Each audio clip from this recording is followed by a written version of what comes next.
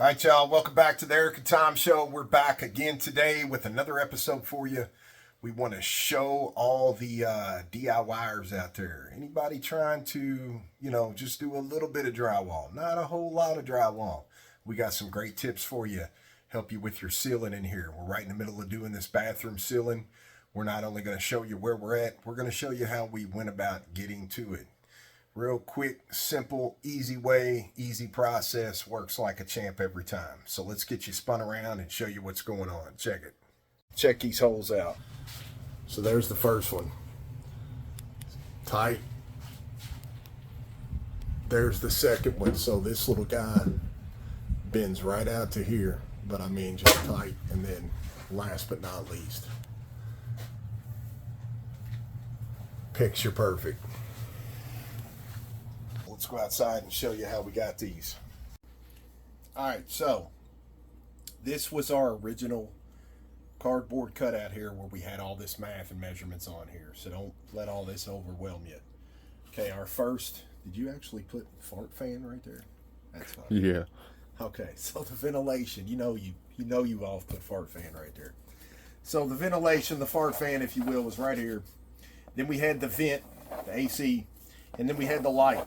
Okay, so we started on the left side in there, wherever you start. It's just when we started with our first measurement out to this side of the box, and then over here to this side of the box, we continued. So whatever this was to here, and then we continued.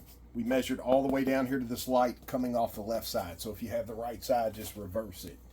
But to make this easy, it was 14 7/16 off the vanity wall coming out to the first edge of the exhaust vent. Then it was 21 7/8 to get to the other side of it. So 14 7/16 right here. And then my other one, 21 7/8 right here. Once I have those two marked, remember, when you go to flip this upside down, that was our next sheet going to that tapered edge and coming out. So off the tapered edge, that's why we have an arrow pointing down, it was 6 1/8 and then 14 1/2. So all we do, once we have our marks here, this would be exactly where the two tapered edges would come together if this was flipped up and put in place next in line. So all we do is take these two measurements with a drywall tee. That's going to keep you super straight. Because here's the reality. If I go off this first mark, 14 7/16 over, and come up 6 1/8, watch this. I'm going to come up 6 1/8, and I'm going to make me a mark right there. Then I'm going to come up 14 1/2, and I'm going to make me a mark right there. The problem with that is, here's exactly where my measurement is. And just like a lot of people do, you can see the distance in that mark is here, and then this one's even further. So with a tape measure, you never know which way this way. That's why a lot of people's cutouts are outside of the actual cutout. This is how they get so tight. So instead, I'm going to take the low side of this drywall tee where it starts right here at 1 inch. We already had our 14 7/16 out. We're going to come up 6 1/8, which is right here. I'm going to hold my pencil right there. Then we're going to go up to 14 1/2. So look, right up to 14 1/2. Then we're going to scoot down here to my next line, and we're going to do the same thing. 6 1/8, 14 1/2. That makes me stay deathly straight. Then all you do is put your square down here at the small end and just connect the dots. It's that simple. Just like that. Once we had that one in play, then we did the next one the same way. So look, the next one was 30 7/16.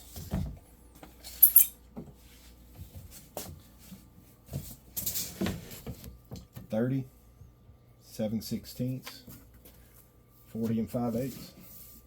Right there. 40 5/8. Once I have those two, the 9 3/4 Put your tee back on your first mark. 9 3/4. Hold your pencil there. 15 7/8. 15 7/8. Come down to your next one. Right there. 9 3/4. 15 7/8. That's it.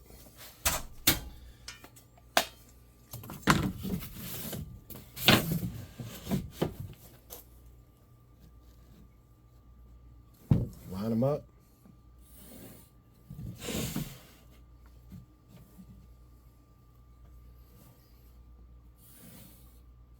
Just like that. That is how we got those.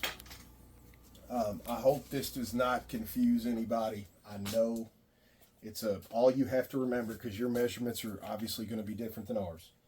All you have to remember is whenever you come off the wall and come out, have the starting point of that box and the ending point that you bring down here. That way you can put the drywall tee on there, and that's going to line up these two measurements up here where they actually go. It's that simple. Last but not least, right over here is where that cutout was. We went to the center of that circle. So same math applied. We came over 59 1/4, and we went away from the tapered edge, so we went up 9 3/8. With the drywall tee on here, it allowed us to put a perfect little dot where those two intersect. Then, because that was a 4-inch box, we had a 4-inch hole saw, put the center of that right in there, zipped it out, and that's exactly how that sheet went up there, right in line to the next one, and all them cutouts were on the dime. It's just super easy, super quick. So anybody struggling with that, we really hope this helps you. Drywall is not that hard.